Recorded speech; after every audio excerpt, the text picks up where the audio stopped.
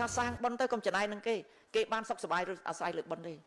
ហើយបើខ្វះប៉ុនហើយនៅតែធ្វើអីកើតគាត់ខំលក់ចែកកូនឲ្យកូននឹងគាត់សុំរស់ជាមួយកូនចង់ចាប់កូនយកហើយអត់មានណាចាំគាត់ទៅនៅវត្តគាត់ខំយកលុយដែលសល់ប្រមាណទៅវត្តទៅទិញអាទុកប្រកេនលោកអីណាណីយូរអត់មានលុយទៅនៅវត្តមានណានៅអត់បានទៀតនេះចាំថាត្រូវធ្វើទីពឹងខ្លួនឯងឲ្យបានកុំឲ្យជាតិក្រោយវាវេទនាដូចអញ្ចឹង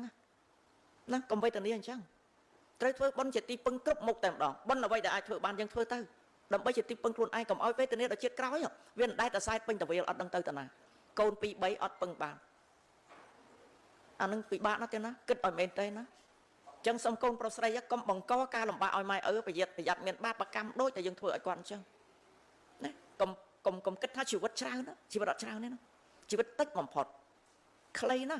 ហើយអត់ដឹងថាស្លាប់ទៅណាហើយអត់ដឹងថាថ្ងៃណាស្លាប់ទេតែសំខាន់នោះយើងមិនបាច់គិតពីពេលវេលាស្លាប់រស់ទេ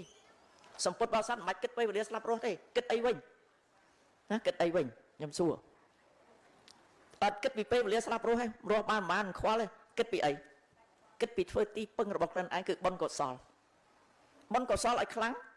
ទោះស្លាប់ថ្ងៃណាក៏ទៅដោយលោកមន្ទាវអញ្ចឹងទោះជឿក៏នៅតែរក្សាសិលរបស់លោកព្រះពុទ្ធសម្ដែងថាម៉េចហើយអីមកខ្ញុំនិយាយអញ្ចឹងព្រះពុទ្ធសម្ដែងថាម៉េចជឿថាទាំងអស់គ្នាស្ដាប់អីព្រះអង្គសម្ដែងថាបុគ្គលដែលរស់100ឆ្នាំតែអត់មានសិលវាមិនស្មើនឹងអ្នកដែលមានសិលរស់មួយថ្ងៃស្ដាប់យល់ទេចាំនឹងអញ្ចឹងយើងខំរក្សាសិលទៅបើអ្នកណាអត់ទាន់មានសិលរក្សាសិលទៅសិលនឹងឯងជាទីពឹងរបស់យើងបើយើងគ្មានទ្រព្យសម្បត្តិធ្វើទានទីនោះមានតែសិលនឹងឯងដែលអត់អស់លុយអញ្ចឹងទេអត់តាអត់មានសិលអត់អស់លុយទេមិនបានអីសិល5ទៅចុះវាបាំងអបាយភូមិមិនបាក់អត់ធ្លាក់នរកអញ្ចឹងបើមានសិលហើយឈ្មោះអីឈ្មោះថាទានអភ័យទានមួយដែរណាមានទ្រព្យមានសិលមានទ្រព្យស្អីមានអភ័យទាន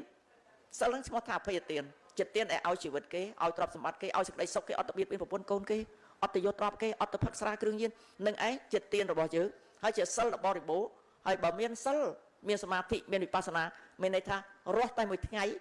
ប្រសើរជាងអ្នករស់ជាង100ឆ្នាំដែលអត់មានសិលយល់ទេចំណុចហ្នឹងអញ្ចឹងពេលវេលាវែងខ្លីអត់បាច់ខ្វល់ទេស្លាប់ថ្ងៃណាស្លាប់ទៅវាមិនតវ៉ាបានទេអញ្ចឹងមែនអត់តវ៉ាមកចរិតបានអត់បានទេណាមហាសេដ្ឋីណាក៏ដោយមានទ្រព្យប្រមាណកោតក៏ដោយយកសោកមកចរិតបានសោកមកចរិតបានទេអត់បានទេគាត់តែសុំថាមកចរិតអីខ្ញុំសុំតែ3ថ្ងៃទៀតចុះដើម្បីខ្ញុំនៅចាក់ការចៅឬក៏ការកូនហើយសិនតែបើពេលវេលាអស់បុណ្យហើយហ្នឹងណាបើអត់មានបុណ្យសម្រាប់រស់តទៀតទេកុំថាឡើយ3ថ្ងៃតែ1ម៉ោងបានផងត្រូវដាច់ខ្យល់ម៉ាត់ដល់ពេលហ្នឹងឯងនឹងឲ្យចាំទាំងហើយប្រយ័ត្នតែពេលដាច់ខ្យល់ម៉ាត់ហ្នឹងសួរតើចុកតិបរិសន្ធិទៅកើតទីណាបើសិនជាអត់មានបុណ្យនៅក្នុងសន្តានចិត្តពេលចិត្តស្លាប់មានកម្មនិមិត្តកតិនិមិត្តជានិច្ចគ្មានណាមួយអត់ទេបើសិនជាសាងបាបកម្មនឹងឯងជាអកុសលនឹងឯង